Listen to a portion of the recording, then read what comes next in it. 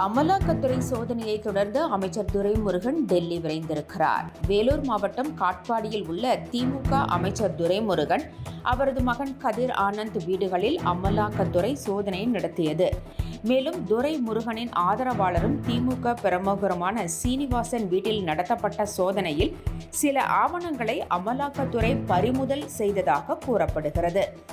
கதிர் ஆனந்துக்கு சொந்தமான கல்லூரியில் 2வது நாளாக விடிய சோதனை நடத்தப்பட்டதாகவும் 44 மணி நேரம் இந்த சோதனை நடத்தப்பட்டதாகவும் தகவல் வெளியாகியுள்ளது. இந்நிலையில் அமைச்சர் துரைமுருகன், திமுக மக்களவை உறுப்பினர் ஜெகத் ரட்சகன் ஆகியோர் டெல்லி சென்றுள்ளனர்.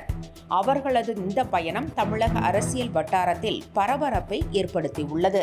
என்றும் உங்களுடன் மை இந்தியா. முக்கிய செய்திகளை உடனுக்குடன் தெரிந்து கொள்ள சப்ஸ்கிரைப் பண்ணுங்க, பெல் பட்டனை பிரஸ் பண்ணுங்க. என்றும் உங்களுடன் மை இந்தியா. தேசத்தின் நம்பிக்கை மாத இதழ் அப்பா பதிப்பகம் இணைந்து வழங்கும் நேர்மையாளர் சகாயம் IAS அவர்களின் அனுபவ பதிவில் கடைசி தரியில் கண்டாங்கி சேலை இப்போது பரபரப்பாக விற்பனையாகிக் கொண்டிருக்கிறது. சென்னை புத்தக கண்காட்சியில் கிடைக்கின்றது.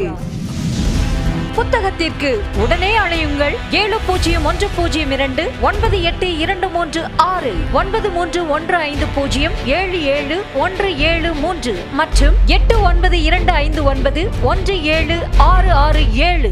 கடைசி தரியில் கண்டாங்கி சேலை.